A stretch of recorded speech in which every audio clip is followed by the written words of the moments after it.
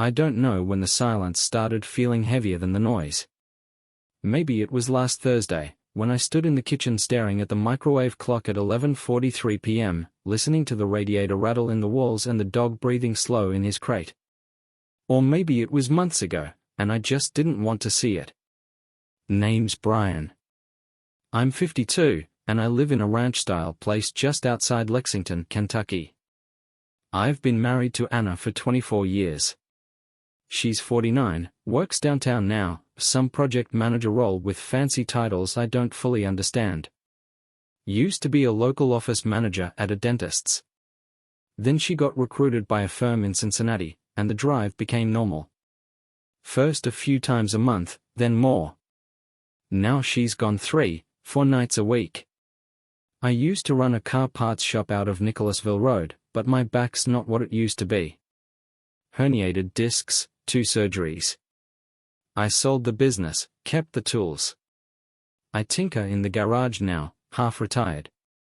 Drink Folgers with too much sugar. Watch a lot of reruns. Life slowed down. Hers sped up. She started dressing different. Blazers with shoulder pads, lipstick in her purse again, one of those smartwatches that buzz every 5 minutes. It's not the outfits that bothered me. It's what came with them. Silence. Distance. The way she started saying just work stuff when I asked how her day went. The way her phone never left her side. Even in the bathroom. Tonight was supposed to be simple. Pork chops, frozen green beans, those crescent rolls she used to love. I lit a cinnamon candle because she likes the smell. The kitchen still smelled like it when she walked in the door at nearly 10. Hey, she said, setting down her keys. Sorry. Traffic. No kiss. Not even eye contact. She dropped her purse by the coat rack and walked past me into the bedroom. I just stood there. Holding the tongs. Listening to the wax pop in the candle. After a few minutes, I knocked on the door. You hungry? She paused, phone in hand. No, I had something in the city. What was it? Just grabbed sushi with a couple folks from the meeting. Anyone I know? She looked at me like I was speaking another language. It's work, Brian. I nodded. Said nothing. Went back to the kitchen, put the food in Tupperware, wiped down the counter. My hands were shaking a little. Don't even know why. Or maybe I do. At 11:07, when she was in the shower, I picked up her phone. I've never done that. Never wanted to. Felt like a violation. But something told me to check. The phone was locked. Of course it was. New model, Samsung Galaxy S24 Ultra. She'd switched last month.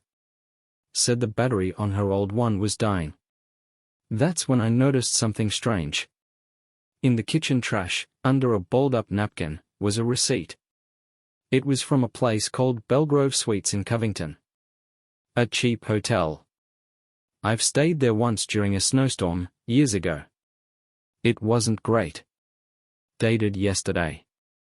Room 217. 2 guests. I stood there with the receipt in my hand, feeling my chest go tight. Not like anger. Like something squeezing me from the inside. The kind of pressure you feel before a storm hits. She came out of the shower just as I dropped the receipt back into the trash. Night, she said, walking past in her robe, towel wrapped around her hair. I just nodded. My mouth felt dry. I could still smell the conditioner she used, some kind of herbal scent, rosemary maybe. It hit me harder than anything she could have said. I sat down at the table and stared at the flickering wax, now nearly gone. The whole house felt wrong. Like it belonged to someone else. And then, around 12:03, her phone buzzed on the nightstand. I didn't touch it. But I saw the preview light up. It was a text. From someone named Jay. It said, "Are you still thinking about last night?" I can't stop. I didn't sleep. And I didn't say a word. But something in me cracked. Quietly. Like a windshield hit by a single sharp stone.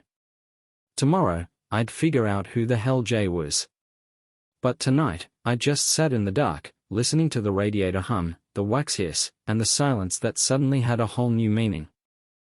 I stared at the ceiling fan for hours that night. It clicked every sixth rotation, just enough to keep me from slipping into real sleep.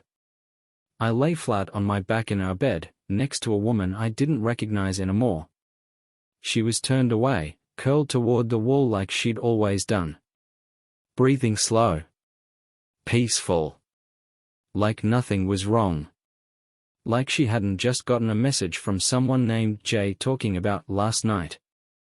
At 6:13 a.m., I slid out of bed, careful not to wake her. My feet hit the cold floorboards, and I padded down the hallway to the kitchen. The dog followed me, old retriever, Duke. He didn't know anything was wrong. He just wanted breakfast. While his kibble hit the metal bowl, I leaned on the counter. The house smelled stale. I cracked the window. Cool fall air drifted in, carrying the scent of wet leaves and wood smoke from somewhere down the road. I used to love that smell. This morning, it turned my stomach. I made coffee, badly. Forgot the filter the first time. Ended up with a muddy mess in the carafe. Poured it out. Tried again. Drank it black. Didn't taste a thing. I had to know. I couldn't sit with that text rattling around in my head. I googled Belgrove Suites. Called their front desk. "Hi, I'm trying to confirm if someone checked into room 217 on Tuesday night. A friend of mine might have stayed there, and I just need to make sure they're okay." The woman on the other end sounded like she'd rather be anywhere else. "I'm sorry, sir. We can't give out that information." "What if I gave you a name?" I tried. No exceptions. Click. I stood there with the phone to my ear long after the call ended. Duke finished his breakfast and sat down beside me with a groan. That's when I remembered something. Back in July, Anna had mentioned a new coworker. Something about a consulting guy from Denver helping with restructuring. "Josh," she'd said. "Total spreadsheet nerd. Wears cufflinks." I didn't think anything of it then. Why would I? Now that name felt like it had weight. I walked to the bedroom door and peeked inside. She was still out cold, one arm draped across my side of the bed. Her phone was on the nightstand, face down. I shouldn't have done it. But I did. I stepped in, slow, quiet. Picked it up. Face ID failed. Of course. I held the phone up to her sleeping face. It unlocked instantly. My hands were slick with sweat. I scrolled fast. Opened messages. J. Just J. No last name. No photo. Just a thread. The last few days were deleted. But some stuff was still there. March 14th. Made me laugh today. You dangerous. April 2nd. Missed you in the elevator. Next time I'm stealing you for lunch. May 28th. Tell him you're at a conference. I'll be waiting. I didn't get further. She stirred. I panicked. Set the phone back and walked out, heart pounding so loud I thought she'd hear it. I spent the rest of the morning in the garage, pretending to work on the lawnmower. I didn't even plug it in. Just sat there on the floor, my back against the tool cabinet, staring at the concrete. It wasn't just sex. It never starts that way. It starts with attention. Little sparks. Shared jokes. Stupid elevator rides. somewhere between her laughing at a dumb spreadsheet meme and telling me she was working late, she disappeared. And I never saw it coming. Around noon, she came out in jeans and a cardigan, hair still damp from a shower. "Hey," she said, sipping coffee from her Yeti tumbler. "You want anything from Kroger?" I was gonna grab a few things. I looked up from the mower. "No. I'm good." She stood there a second too long, like she was waiting for something else. "You okay?" she asked. "Yeah." "Why?" "You just off." I gave her a smile that didn't reach anywhere near my eyes. "Didn't sleep great." She nodded, then left. I watched her back out of the driveway from the garage window. She didn't go to Kroger. I watched her turn left at the stop sign, heading north. Kroger was south. I grabbed my keys. Followed her. She drove 20 minutes, across the county line, past 2 shopping centers, then pulled into a panura off the freeway. Parked. Walked in. Alone. I waited in my truck. 10 minutes passed. 15. Then he showed up. Tall guy. Tan jacket. Navy chinos. Balding. Confident walk. Josh. I knew it had to be. He walked straight inside without texting or calling. Like it was planned. Routine. They sat in a corner booth. I couldn't hear what they were saying, but I saw her laugh. She touched his wrist at one point. Leaned in.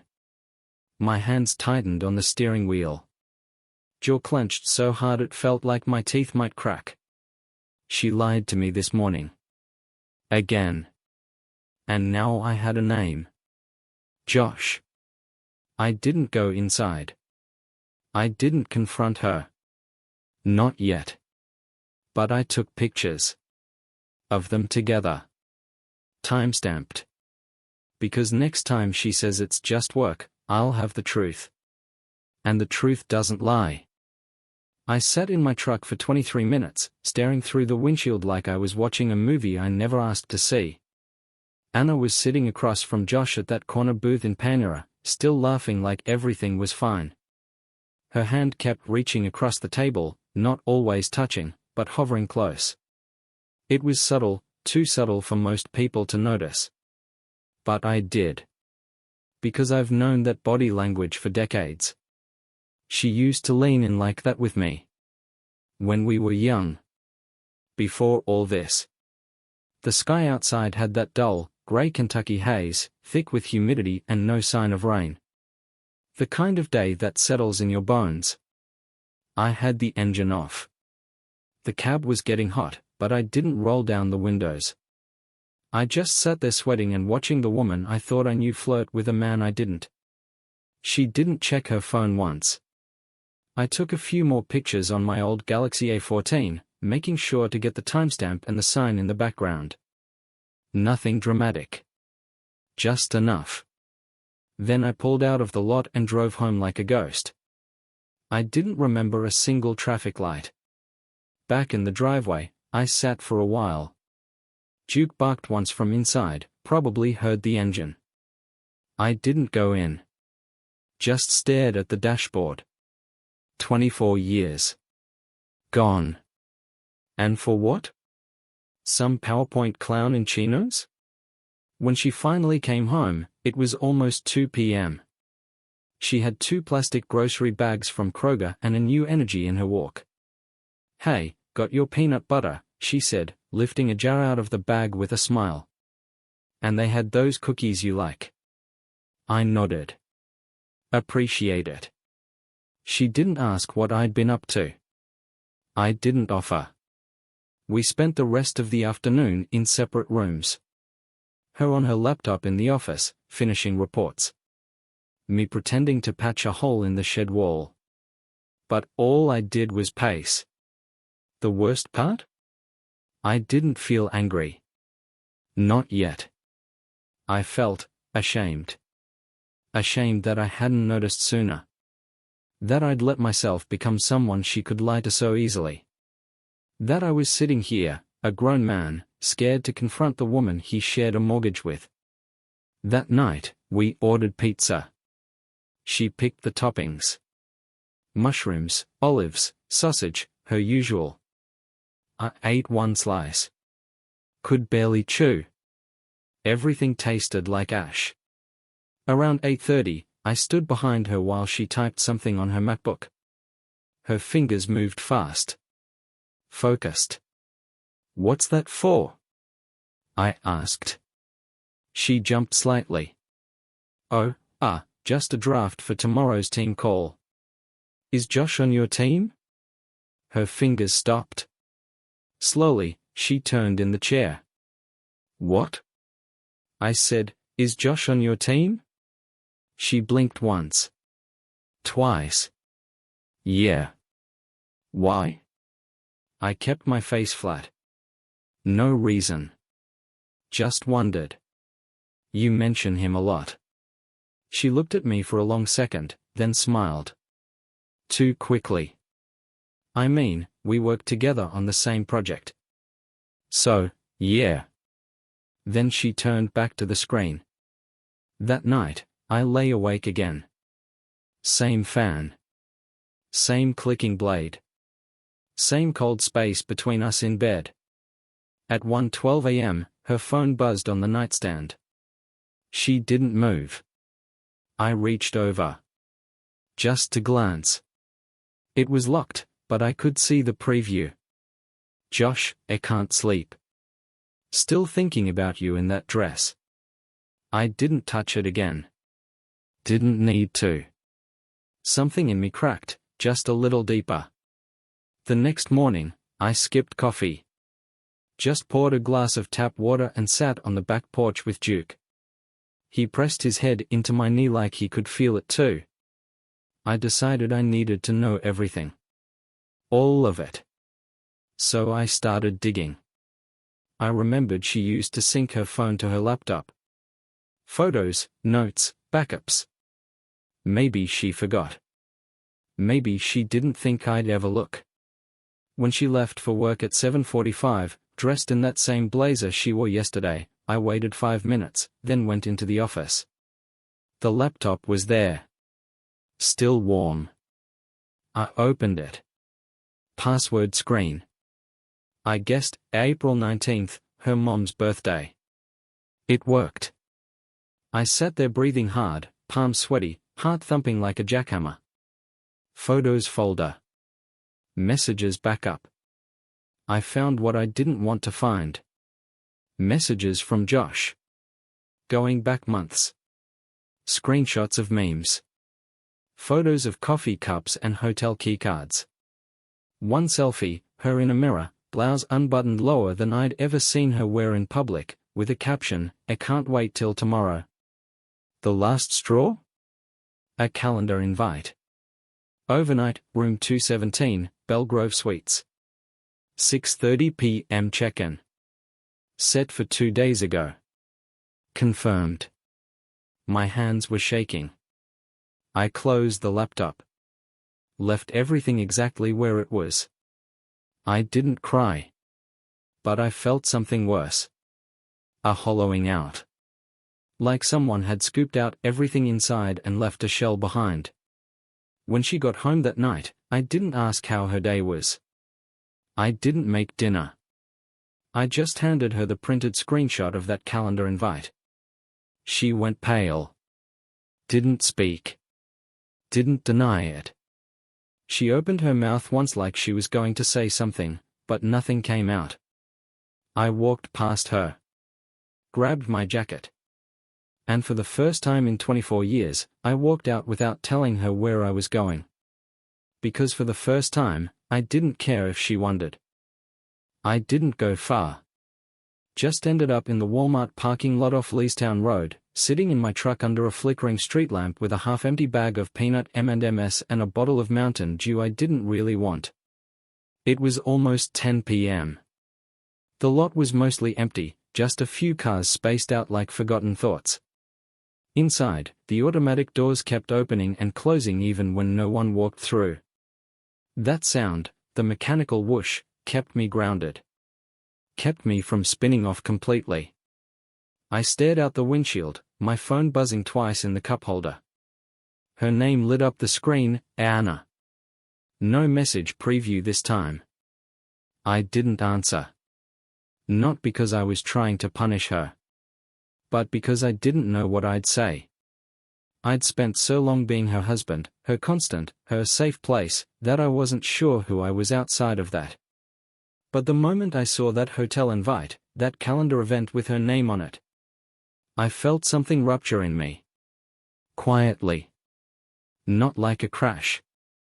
More like a bone finally giving way after years of pressure. I stayed out there for an hour. Maybe more.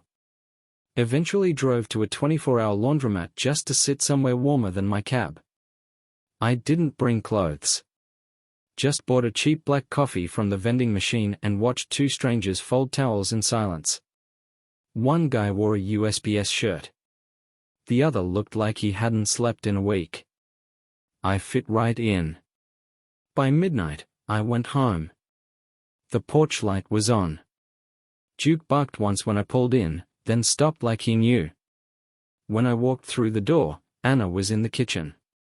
Still in the same outfit. That blazer. She hadn't changed. Just sitting at the table, both hands wrapped around a wine glass. Pinot Grigio. Cheap boxed kind. She'd poured too much, almost to the rim. The bottle sat open beside her like a confession. "Brian," she said softly when she saw me. I didn't say anything. She stood up. "Please. Can we talk?" I hung my jacket on the hook.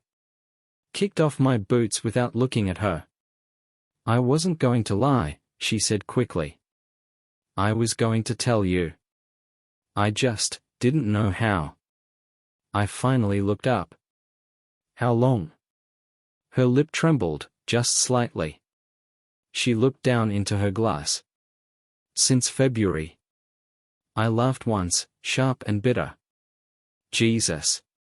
It wasn't supposed to happen. We started talking during a late night at the office, and it just... Spare me though, it just happened. A speech. Silence. She took a shaky breath. It was emotional at first. Just texting. He listened. I felt seen. Seen? I repeated. By him? She nodded, and I could see how hard she was trying not to cry. "I don't expect you to understand, but I felt like I was disappearing. Like I was fading in my own house. You could have said something." I tried. "When? Between work trips and fake grocery runs?" That hit her. Her shoulders dropped. She wiped her cheek with the back of her hand. "I don't love him," she said quietly. "I never did. It was attention. Stupid, selfish attention. But I still love you." I laughed again. "Don't say that.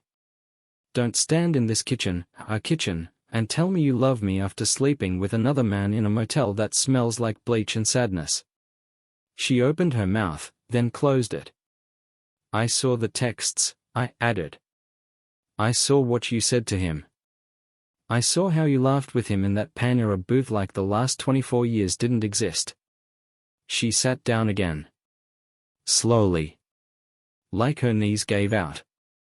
I stood by the sink, gripping the edge so hard my knuckles went white. "I don't know if I can forgive you," I said. "I don't even know if I want to." She didn't argue.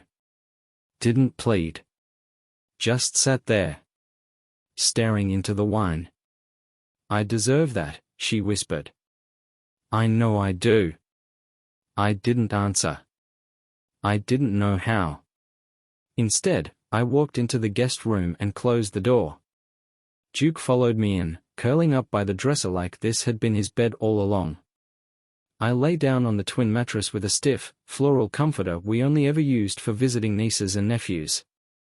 The pillow smelled like dust and old lavender. I didn't sleep.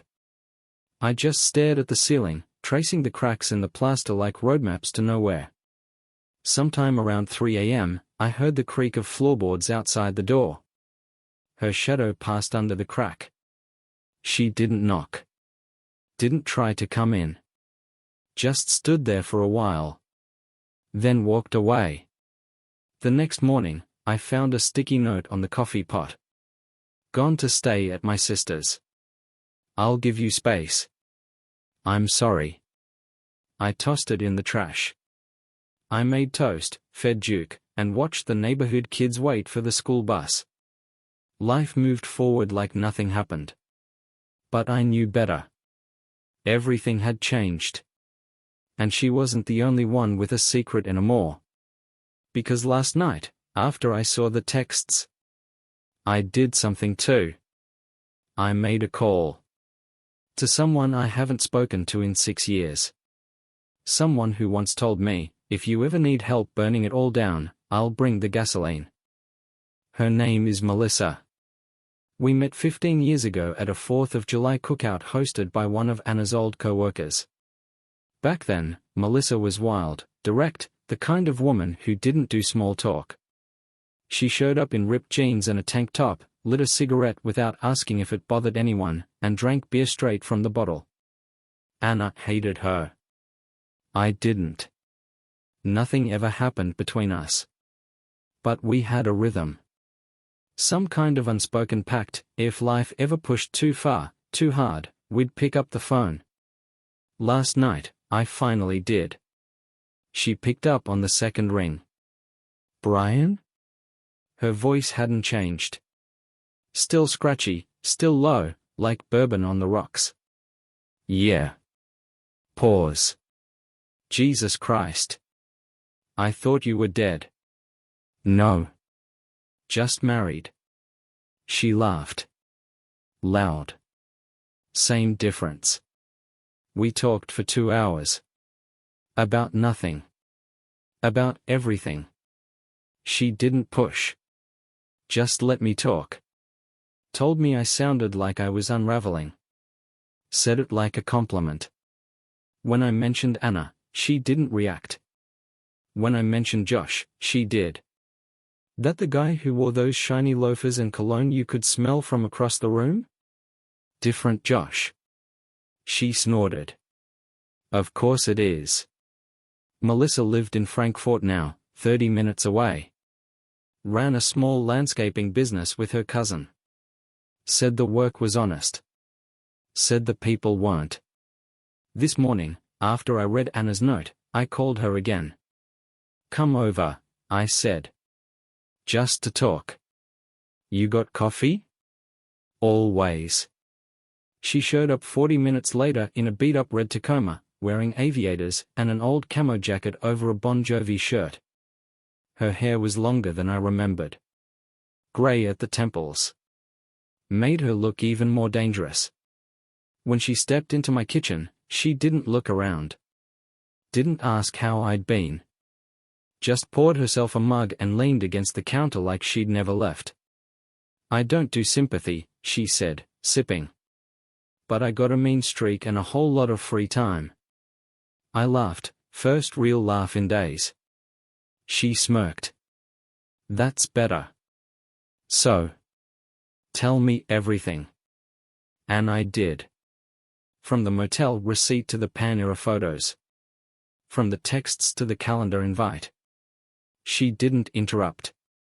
Just listened. Tapped her nails against the ceramic mug. When I finished, she whistled. Hell of a story. Yeah. You want to destroy him, don't you? That caught me off guard. I looked at her.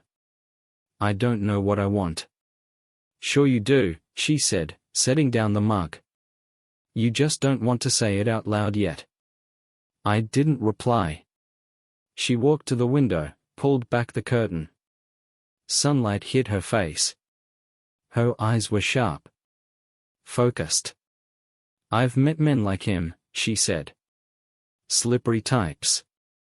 Hide behind PowerPoints and cufflinks. Think they can take whatever they want. She turned back to me. Let's take something from him. I raised an eyebrow. Like what? Reputation. Job. Whatever hurts most. I chuckled. You act like this is a heist movie. She grinned. Why shouldn't it be? That afternoon, we sat at the dining room table with our laptops open. Melissa cracked her knuckles and started searching. I didn't ask how she knew where to look. She just did. Turns out Josh had a LinkedIn page packed with corporate fluff. VP of Business Development. Married. 2 kids. Lived in a suburban cul-de-sac with a white mailbox and a pool in the backyard. She found his wife's Facebook. Lisa. Lots of church photos. Potlucks. PDA meetings. Melissa looked up. You want to tell her? I hesitated. Would you? In a heartbeat. She copied the motel receipt photo to her desktop. Attached a screenshot of the texts. Drafted a message. I watched her hands move. Paused. Let me do it, I said. She leaned back. Let me take the keyboard. I stared at the message box for a long time. Typed. Deleted. Typed again. Hi Lisa. I know you don't know me, but I think you deserve to see this. I'm not trying to cause pain, but I believe in truth. Please look at the attached images. I'm sorry. I hit send before I could talk myself out of it. Melissa reached over, squeezed my arm. Good man. I wasn't sure that was true anymore. That night, Anna texted again. Can we talk tomorrow? Please. I didn't reply. Instead, I sat on the porch with Melissa. She brought over a bottle of Jameson and 2 plastic cups. We didn't say much. Just sat there, watching the sun slip behind the trees. Around 10:38 p.m., my phone buzzed. Unknown number. One message. You going to regret this. No name. But I knew who it was. Josh. I showed Melissa. She laughed. Looks like we hit a nerve. I stared at the screen, thumb hovering over the delete button. Then I saved the message. Because regret? That's his word. Not mine. I didn't sleep that night. Again. Not for lack of trying. I laid there on the couch, staring at the ceiling fan as it spun shadows across the room. Melissa had crashed in the guest room.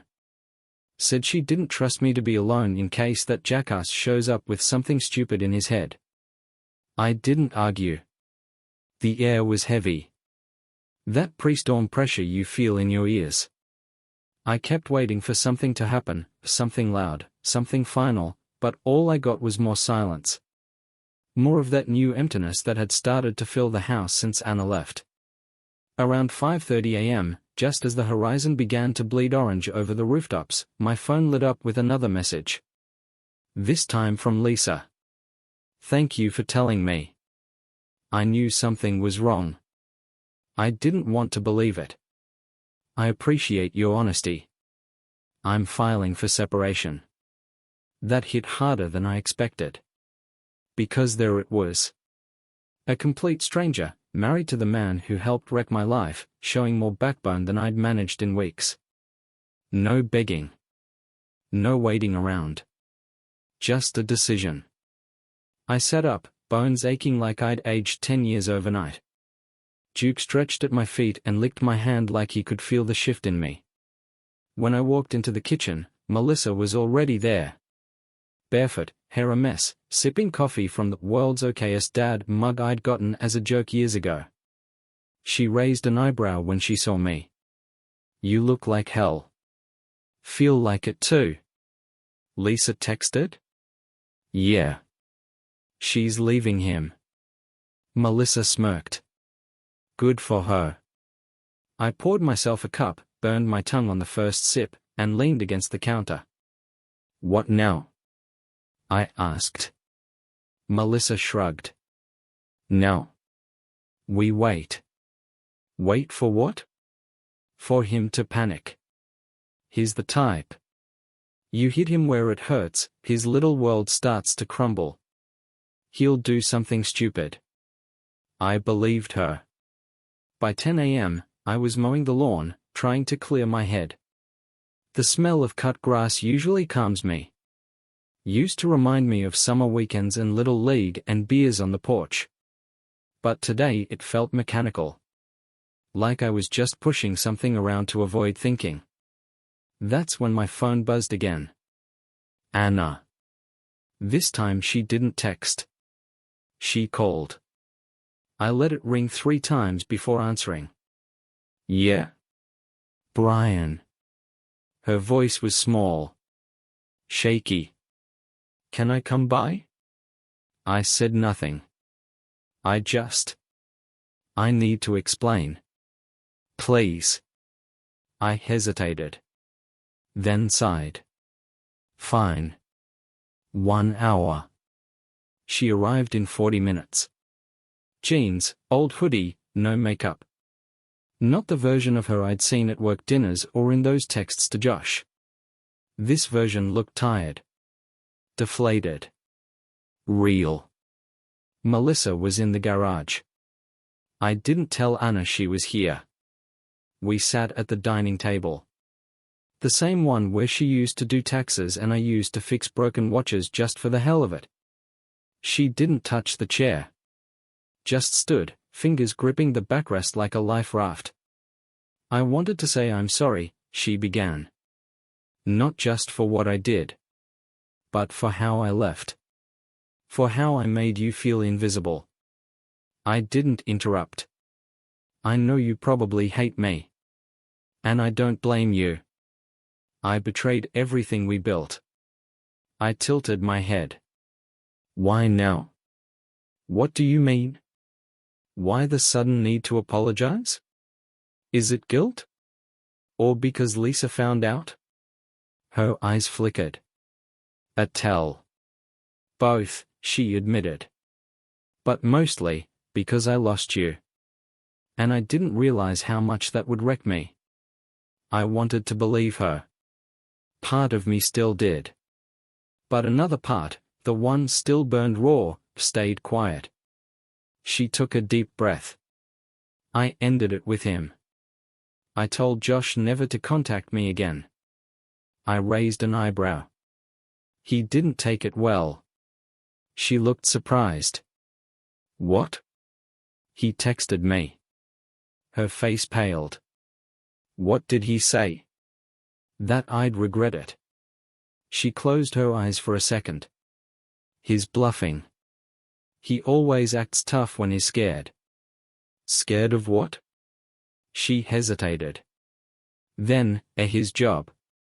His marriage. Everything. Lisa's not the forgiving type. No kidding. Silence. She stepped around the table slowly. Stopped a foot away from me. I don't expect you to forgive me, she said softly. I just wanted you to hear it. From me. That I was wrong. That I never stopped loving you, even when I lost my mind. My chest tightened. Not out of love. Out of memory. Habit. Pain. I don't know what I feel, I admitted. Some days I want to scream. Other days I just want to disappear. I get it, she whispered. And I'll wait. However long it takes. I stood. Took a step back. Don't wait. Her eyes widened. I'm not saying we're done. But don't wait around thinking I'm gonna come running back.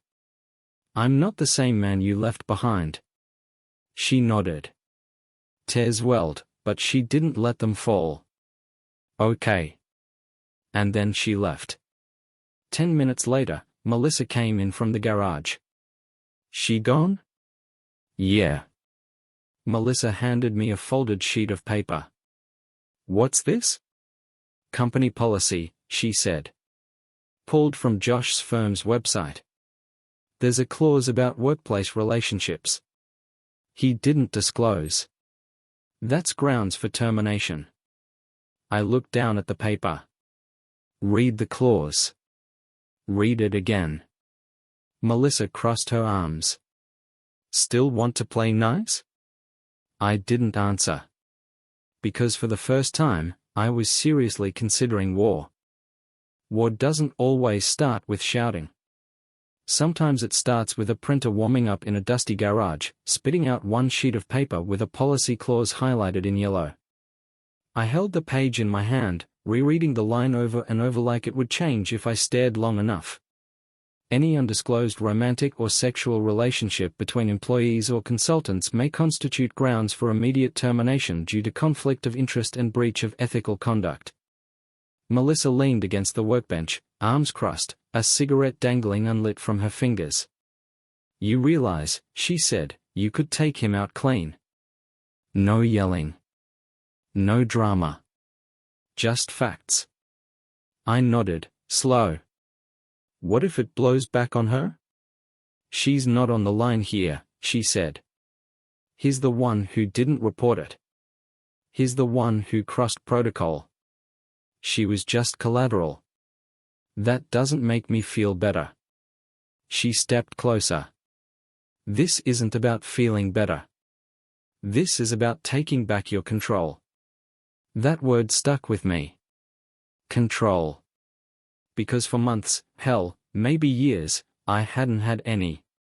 I'd just been the guy who waited at home, reheated dinner, made excuses, and told himself everything was fine. But now? Now I had something real.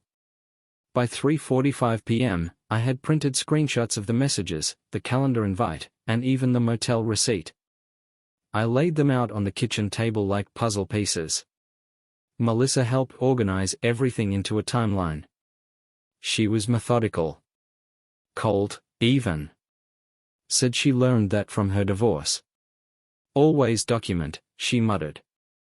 Emotion doesn't win cases. Paper does. She even drafted a cover letter for me. Addressed it to HR at Josh's company, with a fake name at the top, a concerned colleague. I hesitated before printing it. This could end his career. Melissa looked me dead in the eye. He ended your marriage. Call it even. That night, Anna texted me again. Thinking about you. Hope you're okay. I didn't respond. Instead, I went outside. Sat on the porch. The fall air had finally turned. Crisp. Clean. Smelled like burnt leaves and cold dirt. Duke lay beside me, ears perked at every passing car. Melissa came out with 2 beers. Miller High Life, because it was the only thing in the back of my fridge. You sure you want to do this tomorrow? She asked. I nodded. I need closure. No. You need justice. Same thing, maybe. We drank in silence for a bit. She lit that cigarette and let the smoke curl upward, her eyes following it like it carried her thoughts. You think she really regrets it? I asked finally. Melissa didn't answer right away. I think she regrets getting caught. I didn't argue. She flicked ash into an empty planter. You still love her? I sipped my beer. Let the bitterness sit on my tongue. I don't know, I said. I think I love who she was. Not who she became. Fair. A breeze rustled the trees. One leaf blew off the porch roof and landed on my lap. Orange and brittle. Just like us. At 8:12 a.m. the next morning, I was in the UPS store. The man behind the counter didn't ask questions. Just weighed the envelope, printed a receipt, and handed it to me with a smile. Will it arrive tomorrow? I asked. By 10:30 a.m., he said. Perfect. I walked out into the parking lot, feeling strangely lighter. Like I'd finally stopped waiting for something that was never coming. When I got back home, Anna's car was in the driveway. She was sitting on the porch steps, hunched forward, hands clasped like she was in prayer. She looked up as I pulled in. I didn't expect to see you, I said, stepping out. I just needed to talk. One more time. I stayed standing. She stood, too, brushing hair from her face. I told my boss everything, she said. I filed a disclosure. They're doing an internal review. I figured if Josh goes down, I should take responsibility too. That surprised me. What did they say? They said it depends on whether there's formal documentation. Screenshots. Complaints. I stared at her. She stared right back. You think I sent something, I said. She hesitated. Did you? I didn't answer. She stepped closer. Brian. If this is about revenge. It's not about revenge, I said, sharper than I meant to. It's about consequences. She swallowed. Looked away. He's scared. I got a call from him this morning. He said he might lose everything. Then he probably should have thought of that before he booked room 217. She winced. I'm not protecting him, she said. I'm not protecting myself either. I wanted to say thank you. For not blowing this up. For not dragging it through the mud. I almost laughed. She had no idea. But I just nodded. Okay. She lingered a moment longer, then stepped off the porch. When she turned back toward her car, I saw something I hadn't expected. Guilt. Real guilt. Not the performative kind. Not the crocodile tears. Maybe it was real now. Too late, though. Because somewhere across town, a white envelope was about to land on an HR desk with her lover's name all over it. And once it did, the real fallout would begin. The envelope was already on its way when I saw the first crack in Josh's public life.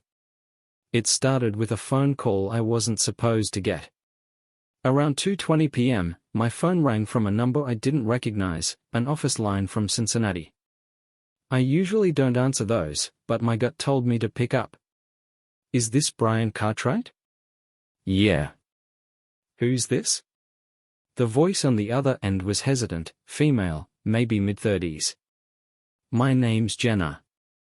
I work in compliance at Ruscott Consulting. We received some materials yesterday concerning one of our employees, Josh Henley. Your name wasn't listed, but I'm assuming you're the original source. I didn't say anything. She continued. We're conducting an internal review. We'd appreciate if you could verify the authenticity of the screenshots. Still, I didn't respond right away. Not because I was afraid. But because something about hearing it out loud, proof that this was real, not just a fantasy of justice, made my stomach turn. Finally, I said, they are real. I see. Thank you. She paused, then added, and just so you're aware, this process can take a few days, but there will be consequences if the violations are confirmed. We take this very seriously. I hope so. She thanked me again and hung up. For a moment, I just stood there in the kitchen, the phone still pressed to my ear, Duke licking peanut butter off his toy like nothing in the world had changed. But something had. I'd tipped the first domino. Now I had to watch them fall. That evening, I grilled a couple frozen burgers, mostly out of habit. Melissa was gone for the night, said she needed to take care of a client job and promised to be back by morning. The house felt quiet again. But not the same kind of quiet I used to dread. This was calmer. controlled. Like the silence after a thunderclap, when the pressure finally breaks. I sat on the back porch, biting into a half-burned burger, sipping on a bottle of RC Cola, when Anna pulled up in her car. She stepped out slowly, holding something in her hand. A brown envelope. I raised my eyebrows as she walked up the porch steps. "I'm not staying," she said. "I just needed to drop this off." "What is it?" She hesitated. "I talked to Lisa." That threw me off. "You what?" "She found my number on LinkedIn. Sent me a message. Said we should talk." "And you agreed?" I figured it was the least I could do. I stood. "Why are you telling me this?" "Because it changes things." She handed me the envelope. Inside was a printout, an email chain between her and Josh, plus a few screenshots I hadn't seen before. One of them was from last week. "Josh, if this leaks, you going down with me. Don't think I won't pull you into the fire." I looked up at her. "He threatened you?" She nodded, eyes tired. "I thought he was bluffing. Now I'm not so sure." I took a step back, reading it again. This was worse than what I'd sent in. Much worse. "Why give this to me?" "Because I think you're the only one who knows what to do with it." I stared at her. The woman I'd shared a house with, a bed, a life, now a stranger handing me a weapon against the man she once betrayed me for. "I'll send it," I said. "But you should know, it won't protect you." "I'm not looking for protection anymore," she said softly. "Just the truth." Then she turned, walked back to her car, and drove away. I watched her taillights disappear down the street before going inside. I sat at the kitchen table, scanning the new screenshots. This wasn't just inappropriate. This was coercion. Threats. Violations of company policy and basic decency. I added them to the original file. Sent a follow-up email to the same compliance officer, with a short message. New evidence. This paints a different picture. You need to see it. By 10 p.m., I got a response. "Thank you. This will be escalated immediately." I exhaled for what felt like the first time all day. And then, almost like clockwork, my phone buzzed again. "Josh." This time, no threats. Just 4 words. "You went too far." I didn't reply. Because what he didn't realize? He already had. The next morning started deceptively normal. Birds chirping outside. Coffee sputtering in the pot. Duke pacing around waiting for his walk. I fed him, laced up my sneakers, and we did our usual route around the block.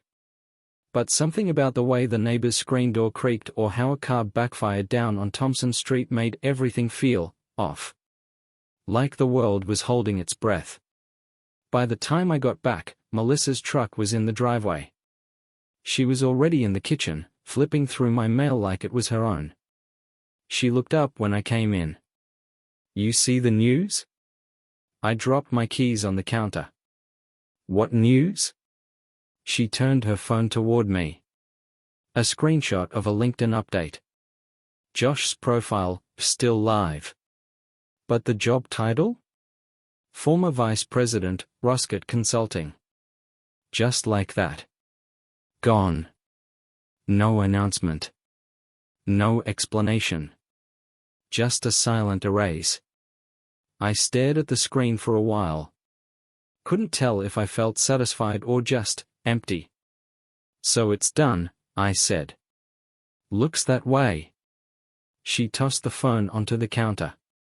"But that's not why I came."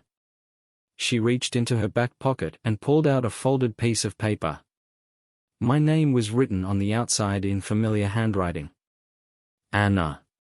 "She stopped by my place this morning," Melissa said. "Didn't know I lived there. Saw my truck in the drive, waited on the porch like a Girl Scout with a guilt complex. What did she say?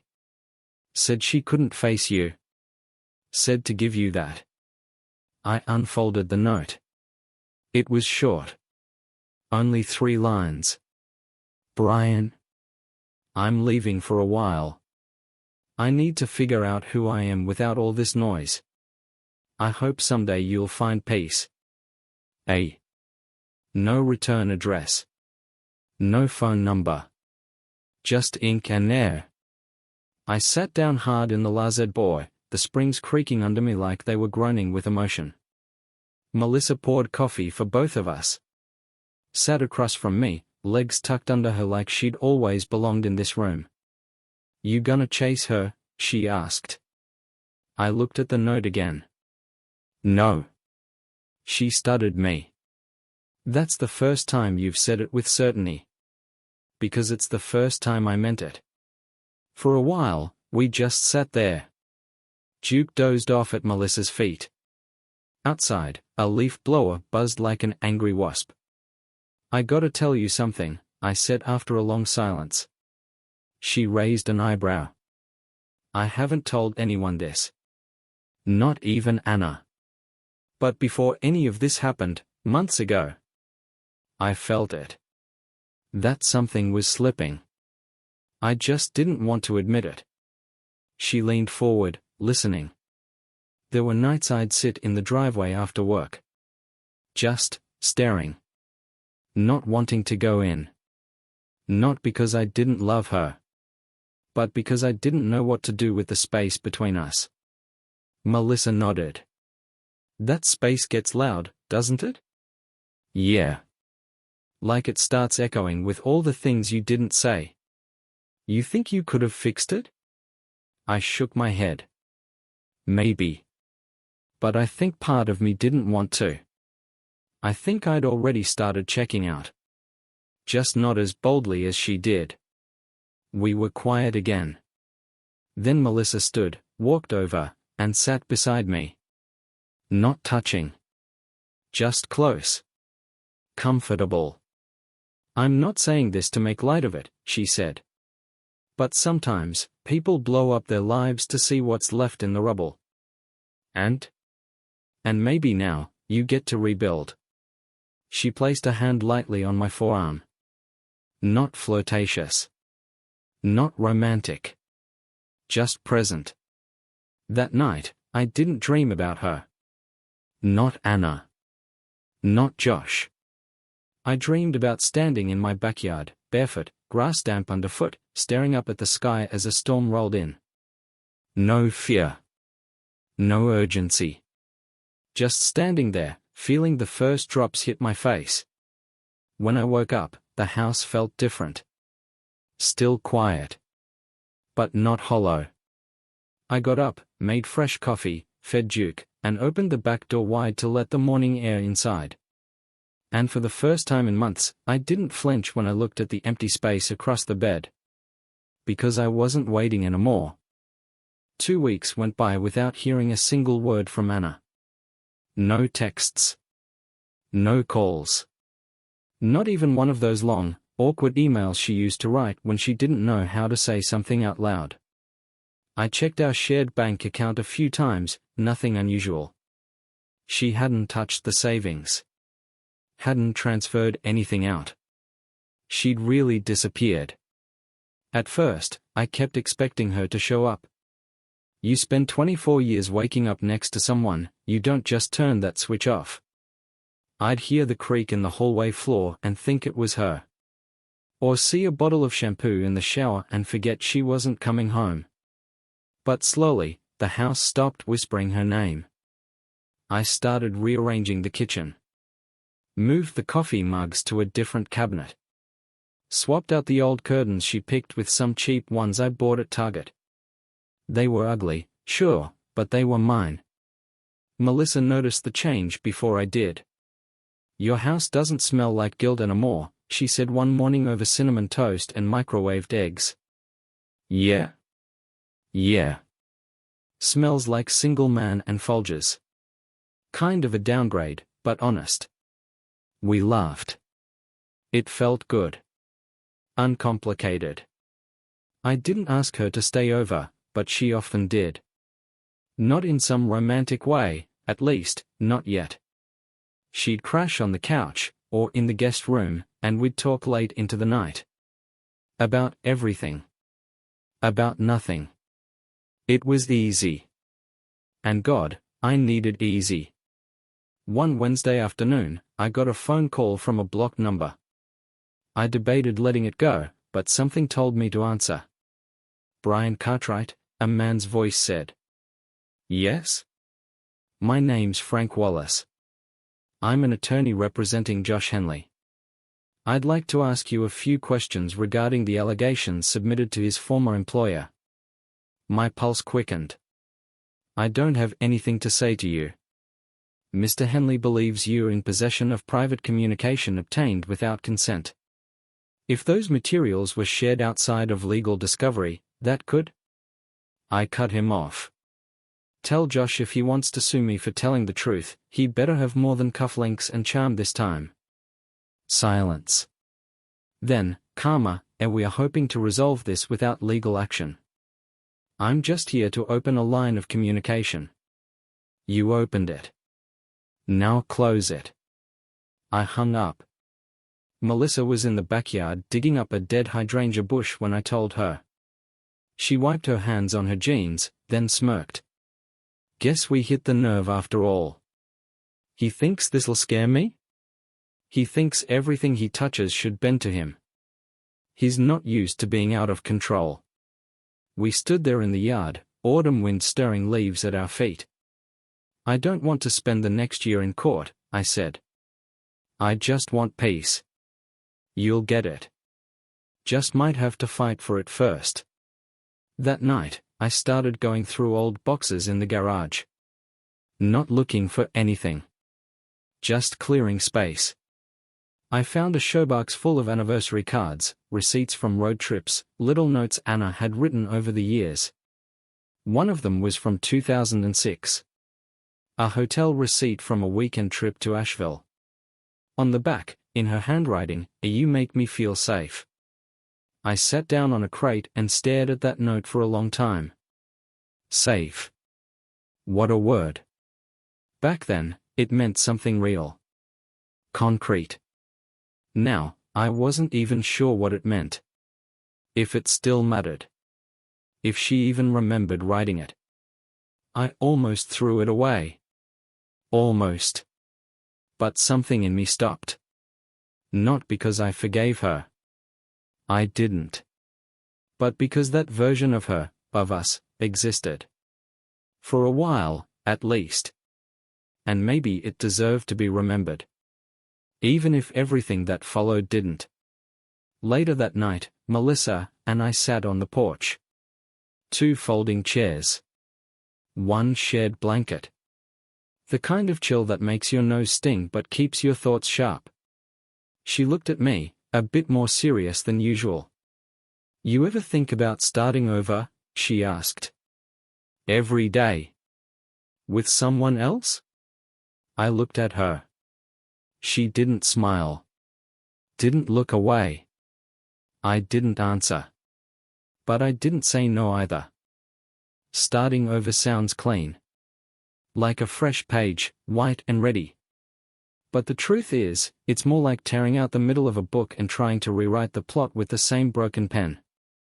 The next morning, I got a letter in the mail. Not a text. Not an email. A real, physical envelope, handwritten address, no return. Postmarked from Nashville. I knew it was from Anna before I even opened it. Inside was a single sheet of lined paper, the kind you'd rip out of a notebook. Folded twice, neat. Her handwriting was small, tense. Brian. I know silence is easier, but I've realized that what we shared deserves more than silence. I'm in therapy now. Weekly. Trying to figure out how I became someone I don't even like. I'm not writing to fix anything. I don't expect that. I just wanted you to know that I'm trying. And that what we had wasn't fake. Not to me. Not ever. If you ever want to talk, Even just once, I'll be here. Anna. I read it 3 times, then set it down next to my keys and didn't touch it again. Not because it made me angry, but because, for the first time in months, I didn't know how I felt. Melissa was out back planting mums. She'd brought over 3 pots from a sale at Lowe's and insisted the porch needed color. I joined her, knelt beside the dirt, let the silence sit between us for a while. When I told her about the letter, she didn't look surprised. She's chasing redemption, Melissa said, patting soil into place. Doesn't mean she expects forgiveness. Just wants to feel like she's not the villain in her own story. And is she? She cheated on her husband and tried to bury it. If she's not the villain, she's sure not the hero. That night, I sat in the garage. Lights off. Just me, Duke, and the buzz of a single bug light humming against the back wall. I thought about everything. The way Anna used to laugh when she was nervous. How she always set the spoon on the counter instead of in the sink. The time she spent 4 hours making a birthday cake from scratch and forgot the sugar. And then I thought about that hotel receipt. About Josh's messages. About my own silence in the months leading up to all this. People say affairs start when someone wants more. But sometimes they start when both people start wanting less, from each other, from themselves, from life.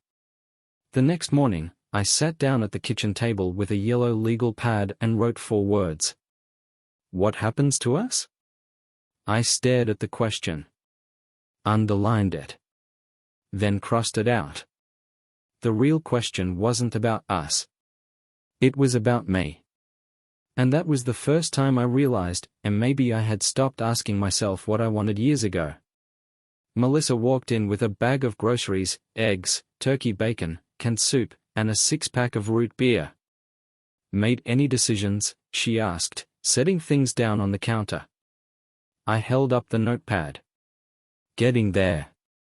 She nodded, then tossed me a cold can. I've got something else, she said.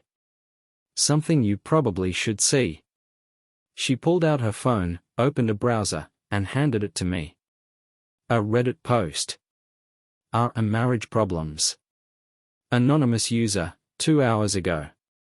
My husband exposed my affair. Now I'm facing legal consequences at work, my AP lost his job, and my marriage is likely over. I feel like I'm drowning in shame. Is there any road back from this? The post was filled with self-pity, but the details matched. Word for word. Melissa raised an eyebrow. Sound familiar? I scrolled down. Comments ranged from sympathy to flat-out scorn. But one stood out. You reap what you sow, own it or keep drowning. I handed her the phone back. She's looking for answers in strangers now. She won't find them there, Melissa said. People like that want a quick fix. But there's no shortcut through this. Later that night, I stood on the porch while the sun dipped behind the neighbor's fence. Melissa was inside, humming along to a Stevie Nicks song on the radio. Duke snored softly on the steps beside me. And I realized something. The version of me that had begged for clarity, for explanation, for justice, that man had gotten what he came for. Now, it was up to me what came next. I walked inside, found the letter Anna had sent, and folded it back into the envelope. I didn't tear it up. Didn't burn it. Just placed it in the junk drawer next to the loose screws and dead batteries. Because I wasn't done with the past. But I wasn't going to let it own me anymore. 2 days later, I went to the dentist. Not because of some crisis, not even because of a toothache. I just needed to do something normal, something dull, routine, grounding. I'd put off the cleaning for 6 months, maybe more. They squeezed me in on a cancellation. The hygienist recognized me, asked about Anna, like people do when they think they're being warm and familiar. I smiled and lied. She's doing well. The moment passed. The world keeps spinning for everyone else. On the drive home, I stopped at the car wash. Paid extra for the undercarriage spray. Listened to the brushes slam and hiss against the windshield like some kind of cleansing I didn't believe in. I sat in the lot afterward for a long time, hands on the wheel, engine off, letting the sun creep in through the windshield and warm the top of my thighs. There was a candy wrapper on the passenger floor. Something Anna used to snack on. Red Twizzlers. Her favorite. I picked it up. Rolled it into a tight ball.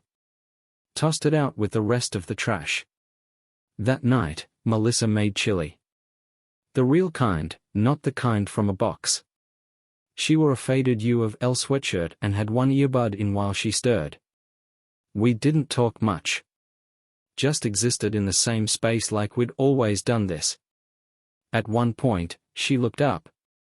"You ever think you'll fall in love again?" I didn't answer right away.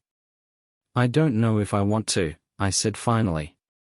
"I think love costs more than I have left."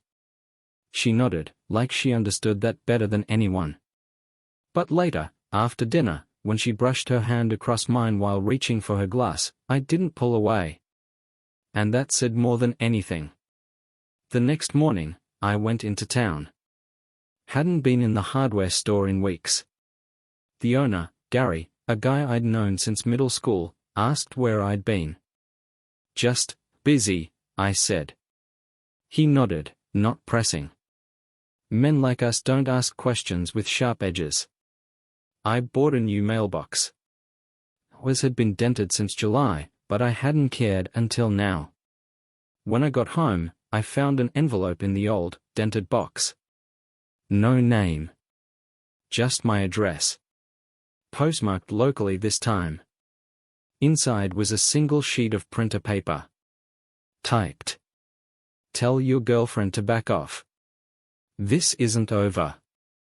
No signature. I read it twice. Then once more out loud.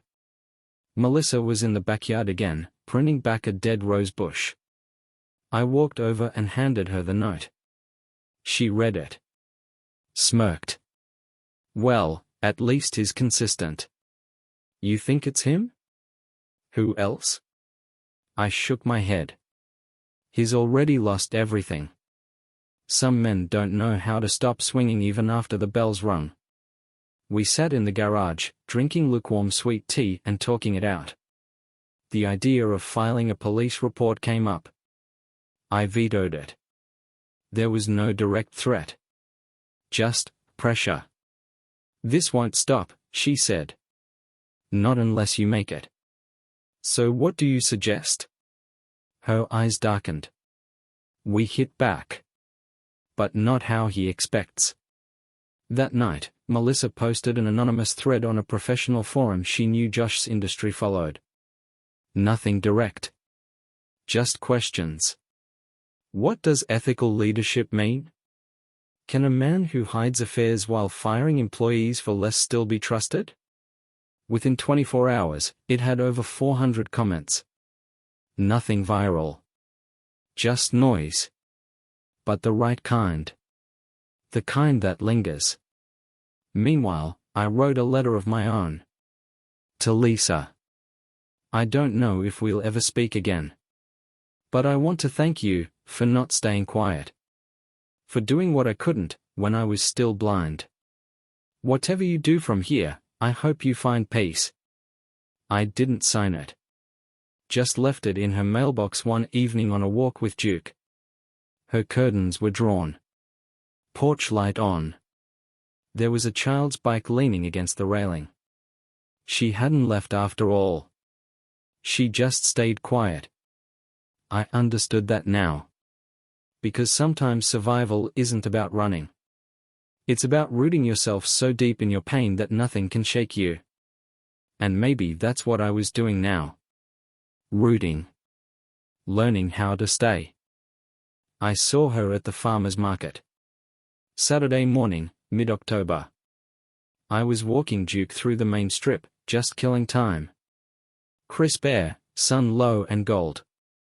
The kind of morning that makes you pretend, even for a minute, that everything's okay. I'd stopped at a booth to buy a jar of raw honey from a woman in a denim apron when I heard her laugh. Light, familiar, way too close. Anna. She was standing by the cider stand, talking to someone, an older woman, maybe her therapist, maybe a friend. She was wearing jeans and a brown coat, hair down, no makeup. She looked lighter. Not happy. Not glowing. Just more human than I remembered her being the last time we spoke. She didn't see me. I watched her for a minute, unsure if I should say anything. Part of me wanted to wave. Another part wanted to walk away before my chest turned inside out. Then she turned. Locked eyes with me like she'd been waiting. Her smile dropped. Not into a frown. Just a pause. We stood across from each other for a full breath. She took a step forward. Stopped. I nodded once. Then kept walking. Not out of spite. Not because I was angry. But because there was nothing left to say, not here, not like this. Duke trotted ahead, tongue out, pulling me forward. And I let him. When I got back to the house, Melissa was painting the front steps. She had her hair tied up in a bandana and a streak of grey paint on her cheek. She looked up as I approached. "You okay?" she asked. Ran into Anna. That stopped her brush mid-stroke. "Did you talk?" "Nope. Just past each other." She set the brush in the tray and walked over. "How'd it feel?" "Like a page I forgot to rip out." She nodded. "Some chapters fight to stay open." We didn't talk more about it.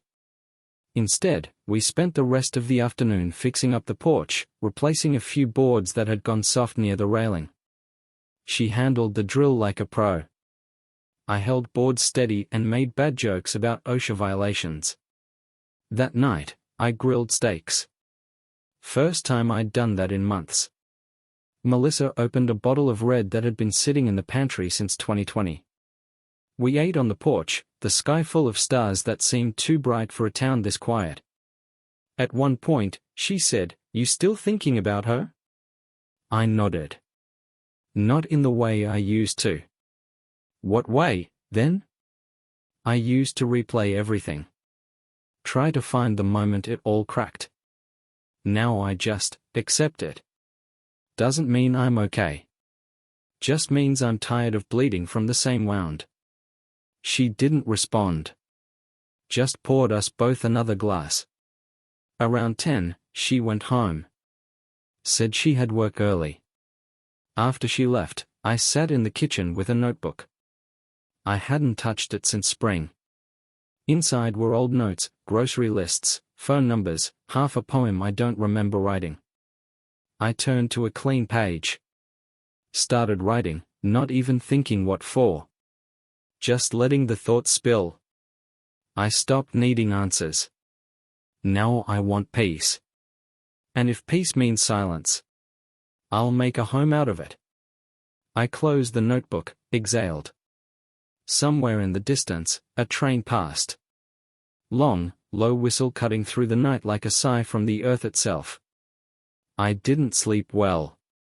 Too many thoughts swirling. But I didn't dream about Anna.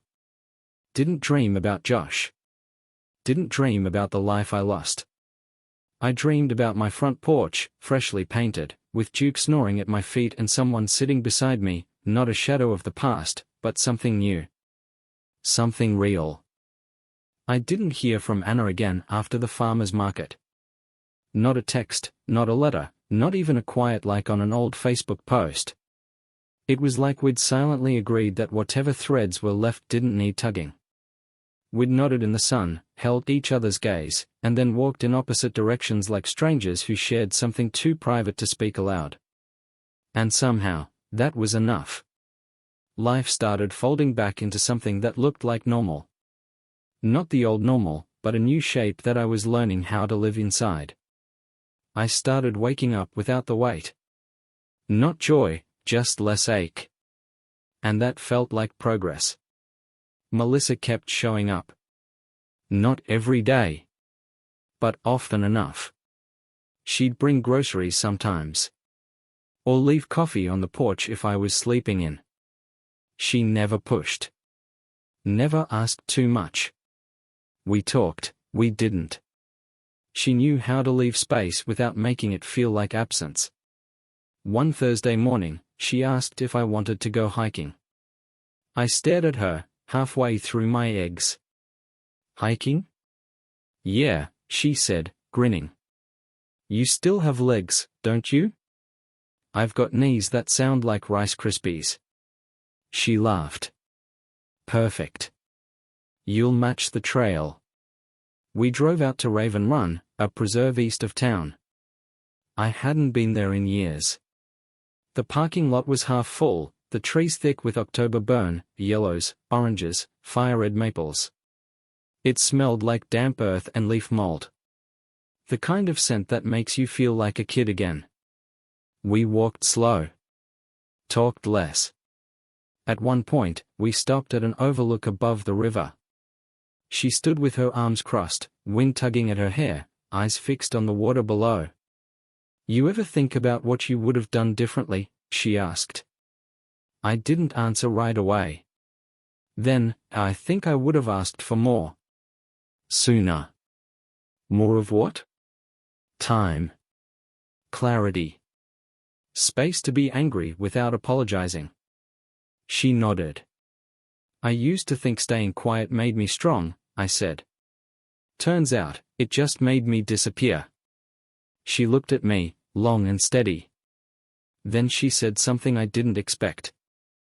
I almost cheated once. I turned toward her. What? Years ago. Before the divorce. There was this guy, worked at the nursery I bought mulch from. He was kind, and he listened. I never touched him. But I thought about it. Why didn't you? She shrugged. Because I saw how lonely it made me feel just to consider it. That hit like a punch to the ribs. I nodded slowly. I wish Anna had stopped to feel that, I said. Some people run from loneliness straight into more of it. We stayed there for a while, watching a hawk circle above the water. On the walk back, she slipped her hand into mine. It wasn't dramatic. No sparks. Just warmth. A grounding. And I didn't let go. When we got home, she kissed my cheek, then left with a soft smile and no expectation.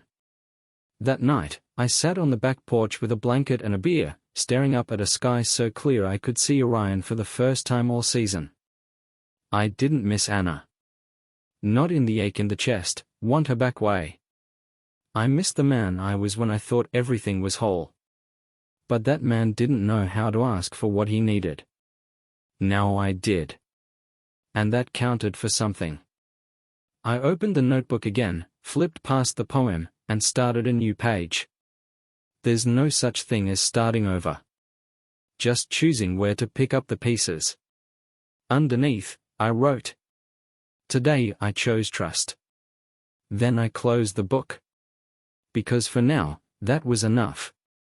A week after the hike, I got a voicemail from Anna's sister, Tessa. We'd spoken maybe twice in the last 10 years, both times during family holidays when forced civility ruled the room. Her voice sounded tired, urgent, like someone trying not to get involved but already waist deep. Hey, Brian. It's Tessa. I didn't want to do this, but Anna isn't doing great. She won't answer my calls, and her apartment manager said she hasn't picked up her mail in a week. I'm not asking you to fix it. Just thought you should know. I played it twice. Then I deleted it. Not out of cruelty.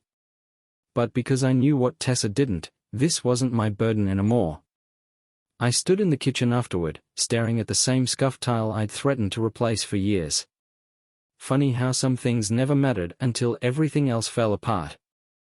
I'd grown to appreciate the imperfections in my house, my life, my reflection. Melissa came by that afternoon with a tray of homemade lasagna and a bottle of red wine she claimed was drinkable if we squint. We ate in the living room, plates balanced on paper towels, Duke asleep at our feet. At one point, she looked over and said, "You somewhere else." I hesitated. Tessa called. About Anna. She set her fork down. What happened? Nothing specific. She's not answering. That's all I know. Melissa waited a beat. And what do you feel about that? I didn't answer right away. I feel removed, I said finally. Like it's happening to someone I used to know. She nodded. That's not cold. That's healing. After dinner, we watched The Fugitive on cable.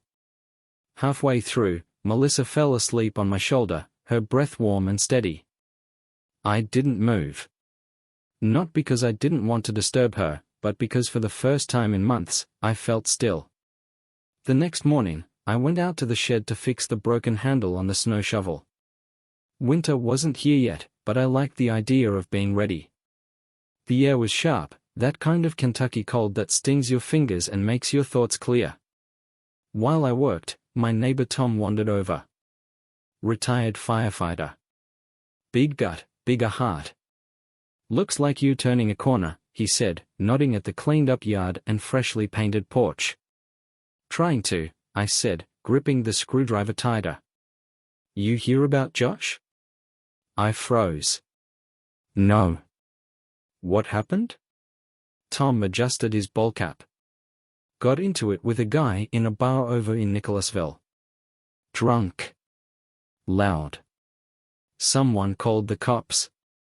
Word is he's out on bail. I stared at him. What bar? McMurphy's. Of course it was. That place was like a magnet for washed-up bravado. Tom leaned in slightly. Guy said something about his wife leaving him. Made a mess of the place. I thanked him, went back to the shovel, hands colder than they were 5 minutes ago. Melissa showed up just as I finished. She brought coffee and a grin. Smells like trouble in the air, she said. I told her what Tom said. Her smile faded. You think he'd show up here? Wouldn't be the first time someone blamed everyone but himself. We didn't dwell on it. We knew how to prepare for storms now. That night, I checked the locks. Made sure the porch light worked.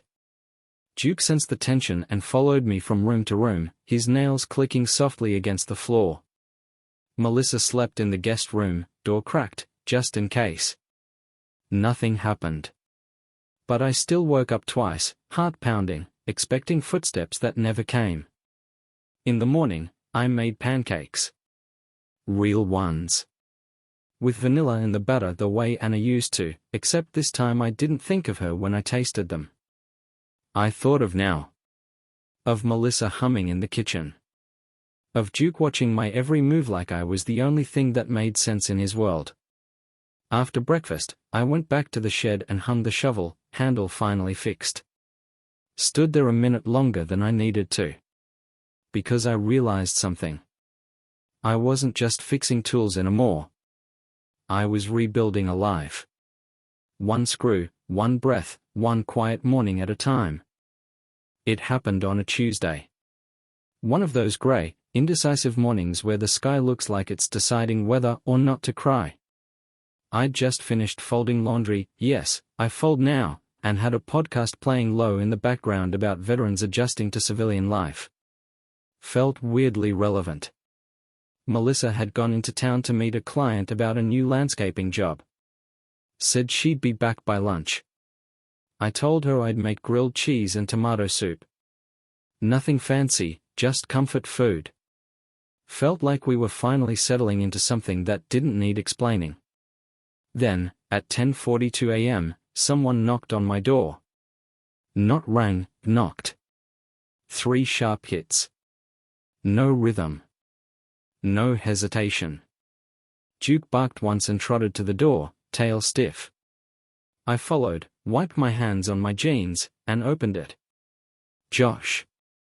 Standing there on my porch like a crack in the foundation. He looked bad. Pale, thinner than I remembered, like stress had been eating him alive. He was wearing a wrinkled dress shirt and dark jeans, no jacket, even though it was 40 degrees out. My pulse kicked up, but I didn't let it show. "Can I come in?" he asked. "No." He looked past me, into the house like he was expecting to see Anna. Or maybe Melissa. "Just a few minutes," he said. "I'm not here to fight." I stepped onto the porch and shut the door behind me. "You've got 3 minutes." He took a breath, rubbed his face. "I lost everything." "Sounds about right." He didn't flinch. "My job. My marriage. Lisa took the kids and moved in with her sister. I'm not your priest, Josh. I don't do confessions." He ran a hand through his hair, voice cracking slightly. "I didn't come here to ask for sympathy. I came here because I need to know why." That actually made me laugh.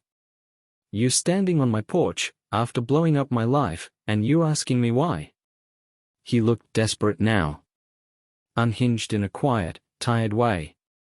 "I know I screwed up. I know what I did. But she came to me. Anna. She pursued it.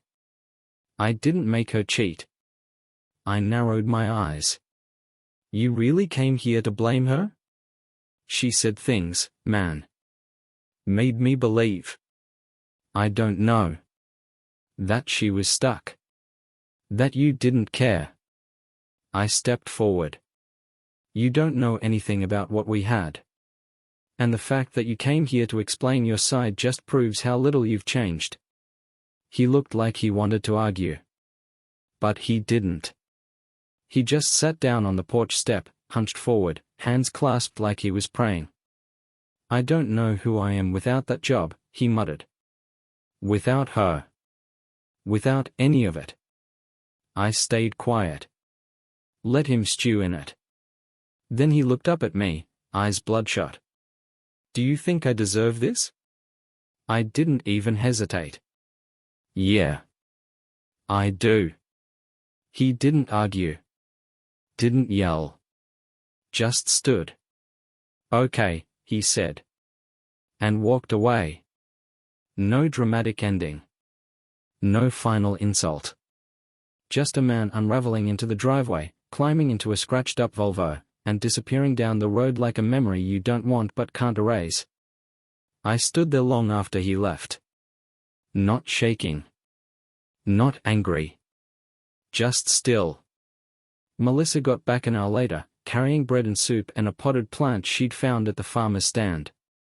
"You look like you saw a ghost," she said. "Josh came by." She froze. "What?" "He's done. Like, really done. Fired, divorced. Said he needed to know why." She set everything down slowly. "What did you tell him?" "That he got what he deserved." She nodded. "You okay?" "Yeah." And for once, I meant it. That night, we sat on the porch, wrapped in a blanket, bowls of soup in our laps. The stars were out, sharp and endless. Melissa looked at me, voice low. "He won't come back." I nodded. "I know." And I believed it. Not because I'd scared him off. But because he had nothing left to haunt me with. Everything he tried to steal, I'd already rebuilt. 3 days passed after Josh showed up, and he didn't return. No calls. No notes. No more passive-aggressive voicemails from lawyers or block numbers. Just silence. It wasn't the kind of silence that creeps. It was the kind that fills a space after a storm has finally spent itself. Like the house had exhaled. Melissa stayed over that Friday. Not in the guest room this time. We didn't talk about it. Didn't label anything. It just happened naturally. Her shirt on the back of a kitchen chair. Her toothbrush next to mine. A drawer in the dresser with 2 flannel pajamas and a bag of trail mix she'd half eaten and never finished. Saturday morning, we took Duke out early before the frost lifted. The grass crunched under our boots, and our breath puffed white. Melissa wore one of my old hoodies, sleeves rolled up to her elbows, and when I looked at her walking beside me, hands stuffed into her pockets, I felt something I hadn't in years. Calm. Not fireworks. Not adrenaline. Just steady, quiet presence. When we got back, there was a letter on the porch. No stamp. No envelope. Just folded paper with my name written in blue ink. Melissa picked it up, handed it to me without a word. Inside. Brian. I saw Josh. He came to me too. Told me he visited you. Told me what you said. I don't know what I was expecting. Maybe I hoped that pain would bond us. That guilt would make us reach back for something familiar. But all it did was show me how far I've drifted from myself. I'm still in therapy. Still sorting through my own wreckage. But for the first time in months, I'm starting to feel like a person again. You don't owe me anything. Not a conversation. Not forgiveness. But I wanted you to know that I'm trying to be better, not for you, or him, but for me. If this is goodbye, I'll carry it with grace. Anna. I read it twice. Then once more. Melissa sat on the steps beside me. She didn't ask what it said. But she knew. I folded the paper and tucked it into my coat pocket. Not out of sentiment. Just instinct. Like closing a door slowly instead of slamming it shut. We spent the rest of the afternoon raking leaves and clearing the garden beds. Melissa found an old plastic scarecrow in the garage, stuck it in the flower bed and named it Hank. Said he'd keep the peace now that all the ghosts had been aired. That night, I made us bourbon on the rocks, and we watched an old western on VHS, one of the last tapes left in the cabinet. Halfway through, the tape squealed and stopped, and we laughed harder than we had in weeks. It felt like being alive again, in the way that isn't loud or cinematic. Just real. Just us. The next day, I sat at the kitchen table with that letter in front of me, pen in hand.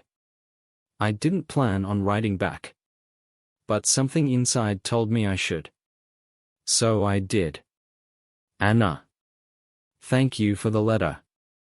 And for the honesty I wish we'd found earlier. I don't hate you. I don't wish you pain. I just wish we'd both spoken up before silence became betrayal. I'm okay. I really am. Not fixed, not perfect. But okay. You were right. This is goodbye. But I won't carry it with anger. Just with memory. And that's enough. Take care of yourself. Brian. I didn't mail it. Didn't need to. Just folded it, slid it into the drawer with the old receipts, the house keys we never use, and the takeout menus from restaurants that don't exist anymore. Because some words are meant to be written. Not sent. It's strange how quickly routines form when the chaos settles. Waking up next to Melissa wasn't weird anymore. It didn't feel like a sleepover or a temporary fix. It felt regular. Her mug was always on the left side of the sink. She liked her eggs over medium and her toast too dark. Duke followed her around like she was part of the pack now. And in every small way that mattered, she was. We never made it official. No declarations. No awkward conversations about where this is going. We just lived. One day at a time. It was enough. And that terrified me. Because the last time I felt content, I got blindsided. The last time I trusted stability, it rotted out from underneath me while I was too busy pretending it would hold. So I kept waiting for the catch. It came, but not how I expected. On a Thursday afternoon, I got a phone call from a number I hadn't seen in over a year. The HR director from Ruscott Consulting. I hesitated, then picked up. Brian? This is Ellen Sharp from Ruscott. I hope I'm not catching you at a bad time. No, it's fine. What's going on? I just wanted to follow up. I know it's been a while since your original report, and I'm not legally obligated to share internal outcomes, but, given how cooperative you were and the way things unfolded, I thought you'd appreciate some closure. I sat down at the table, heart ticking louder than it should have. Okay. She cleared her throat. Josh Henley will not be returning to the company.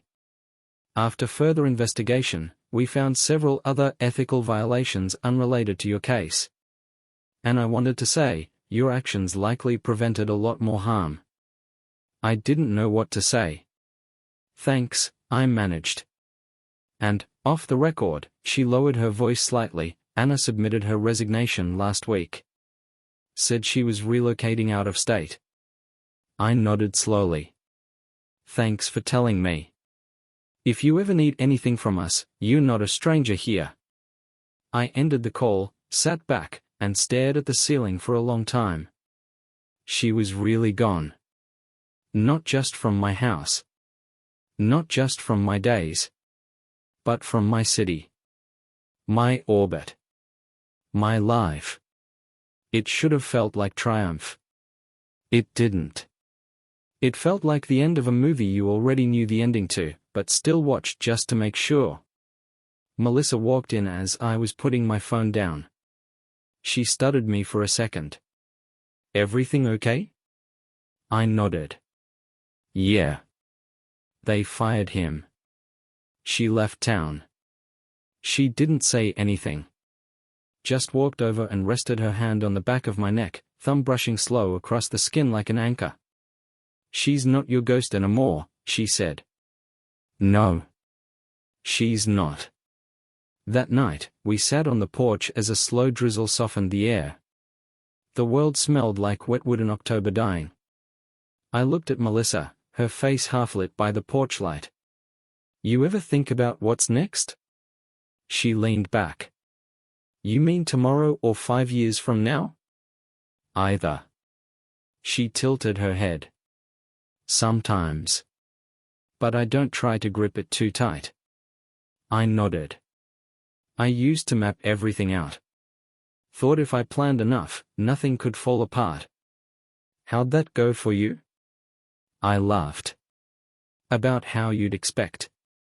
She smiled, then got quiet. Brian, she said slowly. Do you want this to be something we build? Or just something we enjoy until it stops? I looked at her. Really looked. And realized I hadn't been afraid of losing her. I'd been afraid of needing her. Of letting someone else in after everything that happened. But maybe that wasn't weakness. Maybe that was healing. I want to build it, I said. If you do. She nodded.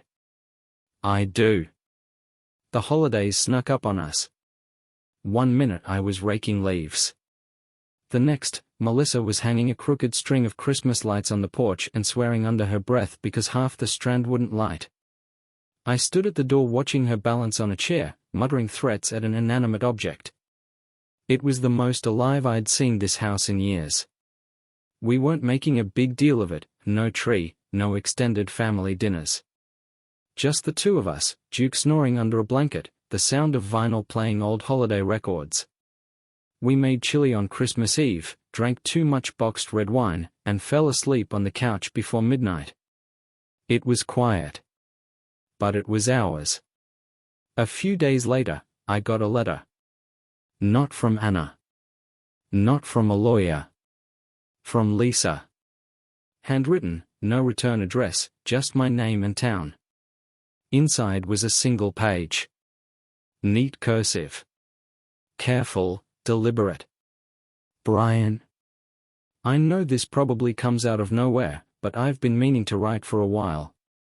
Not out of guilt or pity, but something more honest than that. You didn't know me well. Just enough to smile at across the room during birthdays or holidays. But I saw you. I saw how much you gave. How quiet you were about it. How steady. And I saw what it did to you. I didn't find out about the affair until everything fell apart. And even then, I blamed myself. That's what women like me do, we measure our worth by the silence we are handed.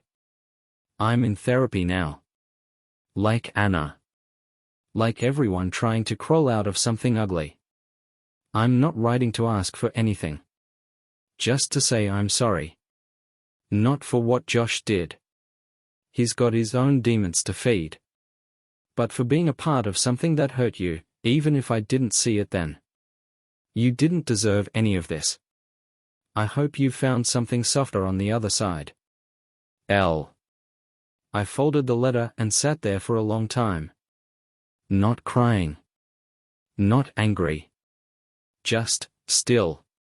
It was the first time I realized I wasn't carrying it anymore. The bitterness. The weight. It was still there, sure, like a healed scar you feel on rainy days. But it wasn't running my life. It wasn't coloring every conversation or creeping into my sleep. Melissa came in from the backyard with Duke, her cheeks red from the cold. She saw me holding the letter. From her, she asked. Lisa. She raised an eyebrow. Good or bad? Neither. Just honest. She sat next to me, leaned her head against my shoulder. That's rare. Yeah. For a while, we didn't speak. Just listened to the soft creak of the house settling and the wind moving through the bare trees outside. I've been thinking, I said finally. Dangerous, she teased. I smiled.